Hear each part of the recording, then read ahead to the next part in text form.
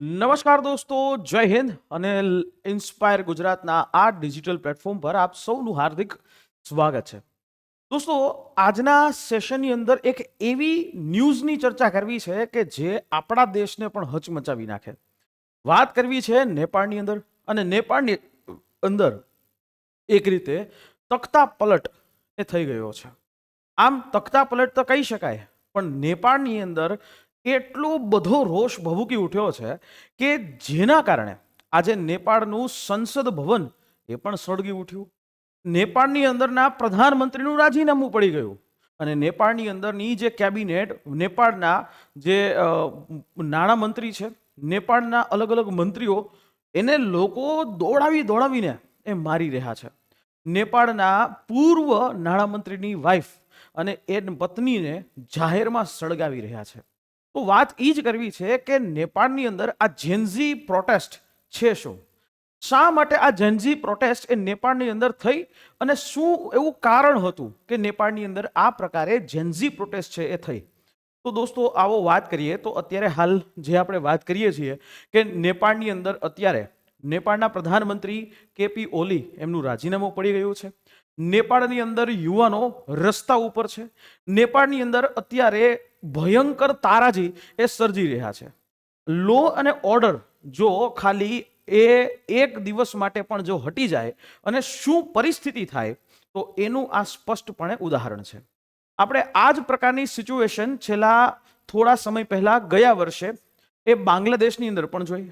એની પહેલા શ્રીલંકામાં પણ આવી જ પ્રકારની સિચ્યુએશન થઈ. અફઘાનિસ્તાનમાં પણ આવી સિચ્યુએશન થઈ. પાકિસ્તાનમાં પણ આવી જ પ્રકારની સિચ્યુએશન છે એ થઈ હોય છે કે જેમાં લોકો રસ્તા ઉપર આવી જાય અને લોકો જાહેર સંપત્તિને નુકસાન કરે. લોકો પોતાની જાહેર સંપત્તિઓને માની અને એની જગ્યાએ એને નુકસાન કરવાની કામગીરી જે છે કરે, ત્યારે આ પ્રકારની પ્રોટેસ્ટ એ આપણને જોવા મળતી હોય છે.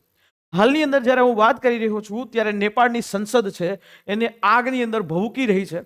નેપાળની અંદરની હોટલો છે એને જે ટોળાઓ નિશાન બનાવી રહ્યા છે. વાત આ જેન્ઝી પ્રોટેસ્ટની છે. હવે શું કામ આવું પ્રોટેસ્ટ, આવું આંદોલન છે એ કરવાની જરૂર પડી?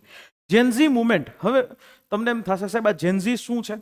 જેન્ઝી જે છે 18 વર્ષથી લઈને 25 વર્ષના નેપાળના યુવાનો છે અને એ યુવાનો એટલા બધા રોષે ભરાયા કે જેને કારણે એ યુવાનો રસ્તા ઉપર ઉતરી ગયા અને રસ્તા ઉપર ઉતરી અને લોકોનો સામનો કરવા માંડ્યા, આર્મીનો સામનો કરવા માંડ્યા. અને જ્યારે આ વાત આવી અને એમાં ઘણા બધા 19થી પણ વધારે એવા નેપાળી જેન્ઝીસ યુવાનો છે એનું મૃત્યુ થાય છે. શૂટ એટ સાઇટનો ઓર્ડર નેપાળની સરકાર દ્વારા જાહેર કરવામાં આવે છે અને ત્યારબાદ પરિસ્થિતિ એ આખી જ બદલાઈ જાય છે. નેપાળના પ્રધાનમંત્રી અને નેપાળના પ્રધાનમંત્રી છે એક સર્વદલીય બેઠક બોલાવવામાં આવે છે, પરંતુ એ સર્વદલીય બેઠકની અંદર કેટલાક દળો છે એ બહિષ્કાર કરે છે. પરંતુ આ નેપાળની અંદર કેપી ઓલી એ ઓર્ડર આપે છે કે જે પણ લોકોને જોવો ત્યાં દેખો ત્યાં ઠાર, શૂટ એટ સાઇટનો ઓર્ડર આપે છે. અને એવામાં જ 19થી પણ વધારે યુવાનો જેન્ઝીસ છે એમનું મૃત્યુ થાય છે અને નેપાળની અંદર રોષ છે એ ભભૂકી ઉઠે છે. હવે આ રોષ છે એટલો હદ સુધી ભભૂકી ઉઠે છે કે આ પ્રકારના દ્રશ્યો તમે જોઈ શકો છો જે તમને શ્રીલંકા હમણાં ગયા વર્ષે 2024ની અંદર શેખ હસીના છે એમણે બાંગ્લાદેશમાંથી આ જ પ્રકારે ભાગવું પડ્યું હતું. અને એવી જ રીતે તમે અત્યારે જોઈ શકો છો નેપાળની સંસદ છે સંપૂર્ણપણે આગની અંદર જે છે એ રાખ થઈ રહી છે. એટલી હદ સુધીનો પ્રોટેસ્ટ છે એ થઈ ગયો કે જેની અંદર યુવાનો છે એનો સામનો એ આર્મીના જવાનો, નેપાળની આર્મીના જવાનો નથી કરી રહ્યા. નેપાળના આર્મીના જનરલ એમણે સ્પષ્ટપણે હવે એ યુવાનો ઉપર ગોળીઓ ચલાવવાની ના પાડી દીધી છે. અને ત્યારબાદ જ નેપાળના પ્રધાનમંત્રી કેપી ઓલી એક દિવસ પહેલા ગમે તે કરવાની એ સિચ્યુએશનમાં હતા અને આજે એ સડનલી એ સ્ટેપ બેક એટલે કે પ્રધાનમંત્રીના પદ ઉપરથી રાજીનામું આપે છે. એટલો બધો રોષ છે ભભૂકી ઉઠ્યો છે કે લોકો બેરિકેડિંગ જે સંસદ ભવનમાં હતા એ પણ તોડી નાખે છે. પણ હવે મેઇન મુદ્દો એ કે આ પ્રકારની વસ્તુઓ થઈ તો થઈ શું કામ? આ તમને આવા ફોટોઝ જે છે બાંગ્લાદેશના યાદ આવશે. બાંગ્લાદેશની અંદર પણ આવું જ વસ્તુ જે છે ગયા વર્ષે થઈ. એટલા હદ સુધી જે છે આ પ્રોટેસ્ટ વધે છે એની પાછળના કેટલાક રીઝન છે. હંમેશા કોઈ પણ જે ઘટના એ એમનેમ ન થાય. આ કોઈ પણ ઘટનાઓ છે સૌથી પહેલા ને દબાવવામાં આવતી હોય, સ્પ્રિંગની જેમ દબાવવામાં આવે અને એક સાથે જે છે આ ઘટના જે છે ઉઠે. વાત એ છે કે નેપાળની અંદર ઘણા બધા યુવાનો એ છેલ્લા સમયથી સોશિયલ મીડિયા છે એની અંદર એક્ટિવ હતા.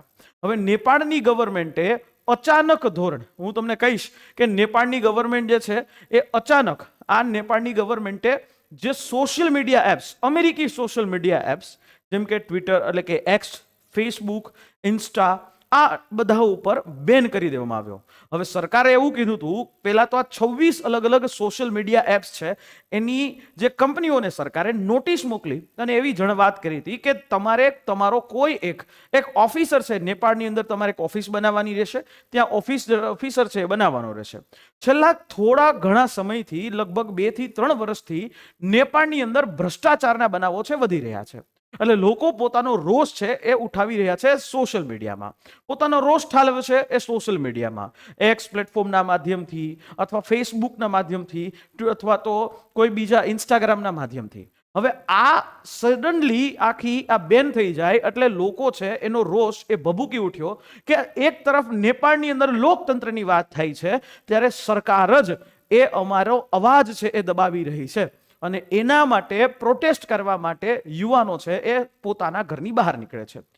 એક વાત છે કે આ આખું જે લડત, આ આખું જે મુવમેન્ટ એ નેપાળના 18 વર્ષથી લઈ અને 25 વર્ષ સુધીના યુવાનો છે એનો જ આ લડત જે છે એ રહી છે. તમે જોઈ શકો છો કે એકદમ જે છે યુવાન યંગ દેખાતા હોય, 18 વર્ષથી 25 વર્ષના યુવાનો પોલીસ પાસેથી પણ વસ્તુઓ છે ઝૂંટવી રહ્યા છે.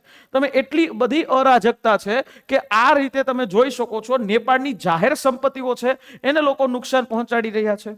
તો સૌથી પહેલા આ વોટ્સઅપ, ફેસબુક, ઇન્સ્ટાગ્રામ એના ઉપર સરકારે બેન એટલા માટે લગાડ્યો કે સરકાર આ કોઈ પણ સોશિયલ મીડિયા એપ્સ જે હકીકતમાં એ નેપાળ ગવર્મેન્ટ કે દુનિયાની કોઈ પણ ગવર્મેન્ટના કંટ્રોલમાં નથી હોતા, પણ એ કંટ્રોલ કરી શકે. એટલે પોતાના વિરુદ્ધમાં ચાલતી પોસ્ટ, પોતાના વિરુદ્ધમાં ચાલતી ટ્વીટ જે અથવા તો પોતાના વિરુદ્ધમાં જે વિડીયોઝ ચાલે છે એને સરકાર અટકાવી શકે અને સરકારે પોતાના ફાયદા માટે આ સોશિયલ મીડિયા એપ્સ જે છે એને બેન કરી દીધા.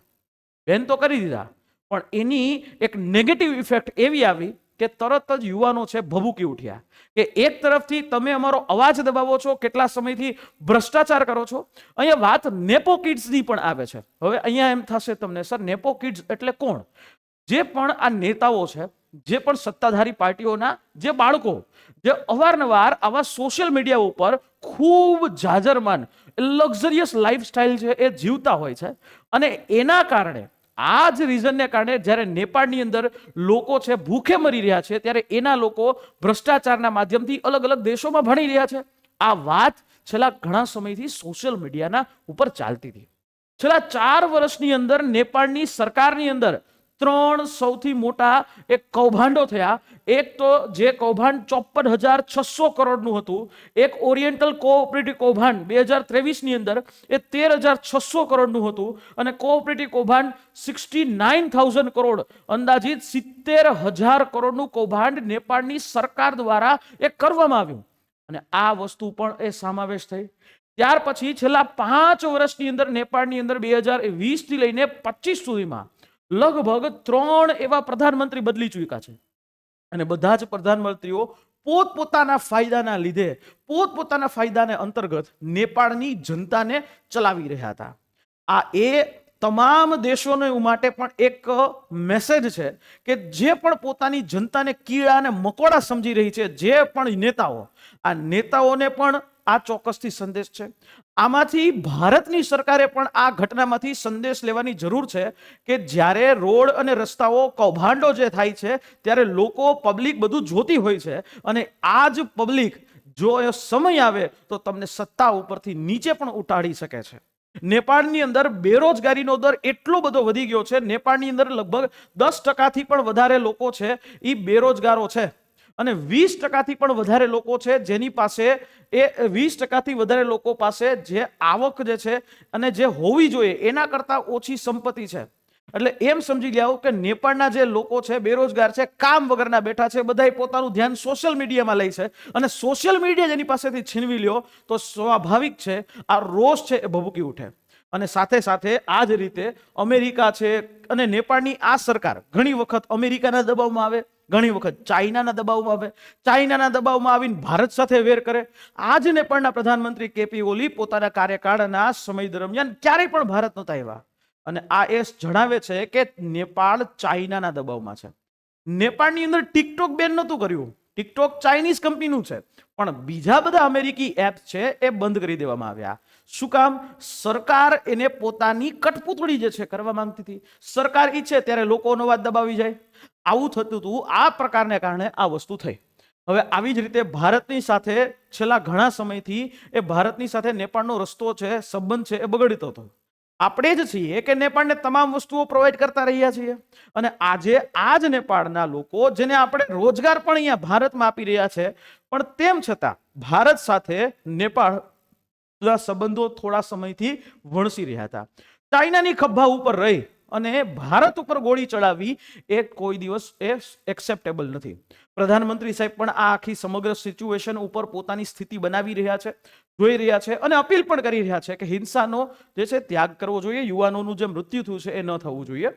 અને સાથે સાથે નેપાળની અંદર જે નેપોટિઝમ, અને નેપોટિઝમ એટલે કે નેપાળના જ લોકો છો, જે મોટા મોટા નેતાઓના છોકરાઓ છે, એને સરકારી જગ્યાએ એ સુવિધાઓ મળે એના માટે જ સરકાર કામ કરે. એની જગ્યાએ પબ્લિકની જગ્યાએ કરવાની જગ્યાએ સરકાર માટે એ એના છોકરાઓ માટે કરે, ત્યારે આ પ્રકારની મુદ્દો છે ઉઠે છે. અને નેપાળની અંદર આ આખું જેનઝી આંદોલન થવાના આ 7 અલગ અલગ પોઈન્ટ છે.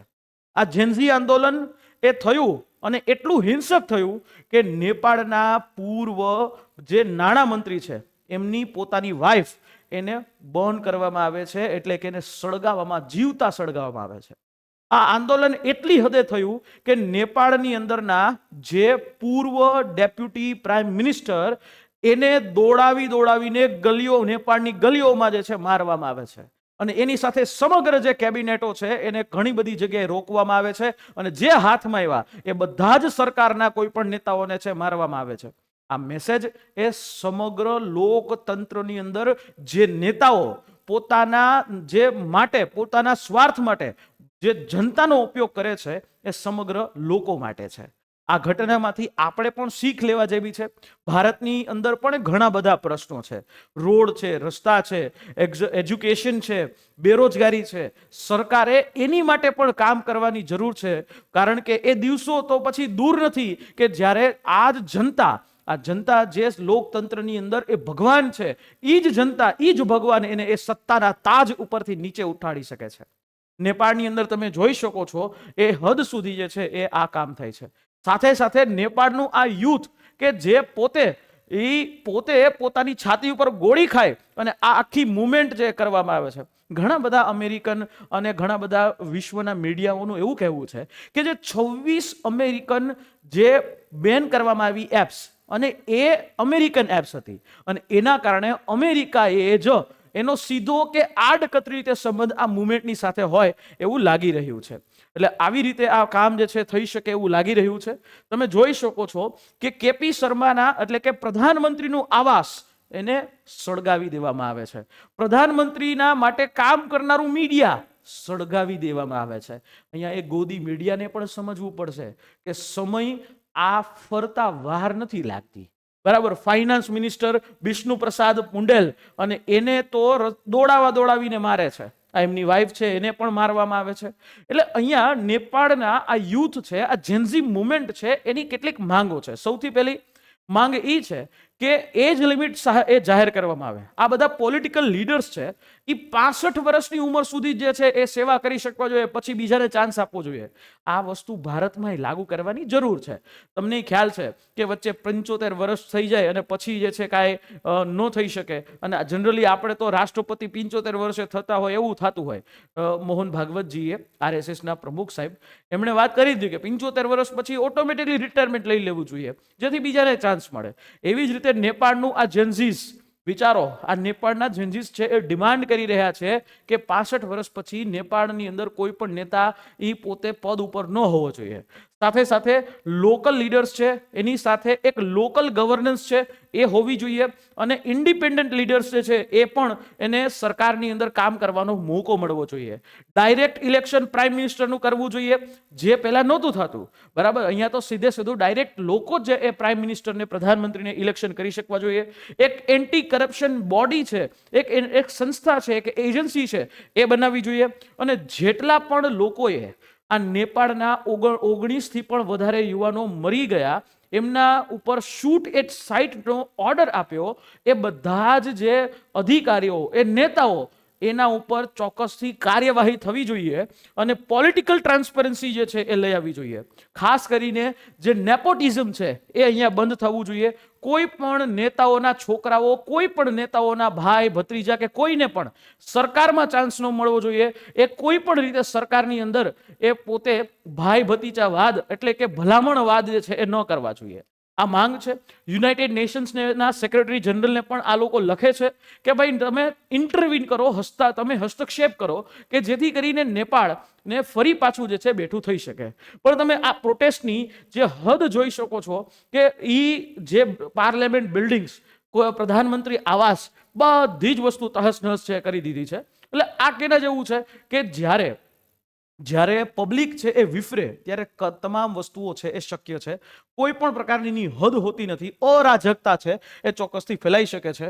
અહીંયા તમે જોઈ શકો છો કે પ્રધાનમંત્રી આવાસ છે, આ પ્રધાનમંત્રી આવાસ ઉપર રહેલો ધ્વજ છે ને પાર્ટીનો, એ પણ એ ઉતારી નાખે છે. અને એ આ વસ્તુની અંદર નેપાળના જે સોશિયલ મીડિયા ઇન્ફ્લુએન્સર્સ છે એમણે પણ એક અલગથી આ જે આખી ચળવળને ચલાવવામાં ભાગ ભજવ્યો છે. તમે જુઓ છો કે છોકરીઓથી લઈ અને છોકરાઓ બધા જ લોકો ચર્ચામાં છે. આવા સમયે હાલ આ નેપાળના પ્રધાનમંત્રી કેપી ઓલીએ રાજીનામું આપી અને અજ્ઞાત એવા સ્થળ ઉપર, અજાણ્યા એવા સ્થળ ઉપર આર્મીના સહયોગથી એ જતા રહ્યા છે. હેલિકોપ્ટરના માધ્યમથી તરત જ જે છે ત્યાંથી એને સેફલી બહાર કાઢી નાખ્યા છે. નેપાળની બહાર હવે એ જશે તો જશે ક્યાં? ભારત નહીં, કારણ કે ભારત સાથે એના સંબંધો થોડા વણસેલા હતા. હવે આ વ્યક્તિ જે છે જઈ શકે છે દુબઈ અથવા તો બીજા કોઈ જગ્યાએ દેશમાં જઈ શકે છે. એટલે આ રીતે તમે હાલ અત્યારના મળતા રિપોર્ટ પ્રમાણે 20 લોકો, 20 જેનઝીસ, 20 યુવાનો છે આ નેપાળ જેનઝી મુવમેન્ટની અંદર એ માર્યા ગયા છે. પણ આવા બધાની અંદર એક વ્યક્તિનું નામ, અને આ વ્યક્તિ જે છે એનું નામ સમગ્ર સોશિયલ મીડિયાની અંદર એ ઉઠી રહ્યું છે. નેપાળની આ જેનઝી મુવમેન્ટની અંદર હવે પ્રધાનમંત્રી બનાવવા માટે સોશિયલ મીડિયાની અંદરથી માંગ ઉઠી રહી છે કે આ વ્યક્તિ છે જેનું નામ છે, એક અમેરિકન રેપર છે. આ રેપર પણ હતા. રેપર એટલે તમે જે બાદશાહના બધા જોવો છો એ જ રીતે બલેન શાહ એમનું નામ છે. આ બલેન શાહ એ માત્ર 34 વર્ષના યુવાન છે અને આ 34 વર્ષના યુવાન એ કાઠમંડુના મેયર પણ રહી ચૂક્યા. એટલે આ બલેન શાહ છે એ સિંગર હતા અને હવે એ નેપાળના જે યુથ છે એ આ વ્યક્તિને પ્રધાનમંત્રી બનાવવા માટે ઈચ્છી રહ્યા છે. કે ઘણા બધા લોકોએ એવું કીધું કે ભાઈ આ વ્યક્તિએ જ આ ચળવળનો અંજામ આપ્યો હશે, પણ એવું નથી. આ બલેન શાહ કે જેમણે એવું પણ સ્વીકાર્યું છે કે આ ચળવળમાં હું જેનઝીઝની મુવમેન્ટ છે એટલે સીધો ભાગ નહીં લઈ શકું, પરંતુ આને સપોર્ટ છે ચોક્કસથી કરીશ. એટલે અત્યારે હાલ જો એ બની શકે કે ટૂંક સમયની અંદર આ વ્યક્તિ જે નેપાળની અંદર એક રેપર છે, સિંગર છે, અને બલેન શાહ છે એ હવે આગળ એ નેપાળની અંદર પ્રધાનમંત્રી બને. તમારું શું કહેવું છે કે શું નેપાળની અંદર આ જેનઝી મુવમેન્ટ એ અટકાવી શકાય એમ હતી? શું ભારતે આમાંથી શું એવો સંદેશો લેવો જોઈએ? તમારું અભિપ્રાય ચોક્કસથી નીચે કોમેન્ટ બોક્સમાં એ જરૂરથી કહેજો. અને ફરી પાછા મળીશું આપણે આવા જ કોઈ એક નેક્સ્ટ સેશનની સાથે, એનાલિસિસની સાથે. અને હા, અમારી આ યુટ્યુબ ચેનલને સબસ્ક્રાઇબ છે કરતા જજો, જેનાથી અમને છે આ પ્રકારના વિડીયોઝ બનાવવામાં એપ્રિશિએશન મળે. મળીએ નેક્સ્ટ સેશનમાં. જય હિન્દ, જય ભારત.